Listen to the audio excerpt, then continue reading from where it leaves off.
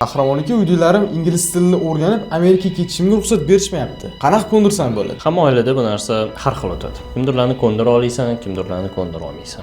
Ota-onang bu narsaga tayyormi вообще yo'qmi? Harakat qilish boshlashingdan oldin birinchi qilishing kerak bo'lgan narsa oldin tayyorlanma. Tayyor bo'l degani nima u? Ota-onangga kelmoqchisan, chet elda o'qimoqchiman, ingliz tili o'rganmoqchiman deyapsan. Bo'ldi, bu bilan gaping to'xtash kerak emas.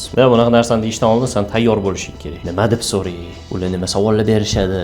O'shalarga javob bera olaymanmi, yo'qmi? Ota-onaga nima kerak? Farzandni baxti kerak, xavfsizligi kerak. Hamma ota-ona bolam bilan olsin deydi. Shu narsalarni erta ola olishing, shu narsani ko'rsatib bera olishing kerak. Uning uchun tayyor bo'lishing kerak. Birinchi o'rinda oldin uveren bo'lishing kerak, qaysi universitetga ketyapsan. Kira olaysanmi, kira olmaysanmi? Bu birinchi narsa. Ikkinchi narsa, mustaqil hayotga tayyormisan, yo'qmi? Bir xil bolalar bor, 18 yosh, 20 yosh haligacha bitta narsani eplamaydi. Endi tasavvur qil, Toshkentda ota-onasi bilan hamma narsa senga tayyor qilib qo'yilayotgan joyda sen mustaqil yashash haqida umuman ehtimoli yo'q-da.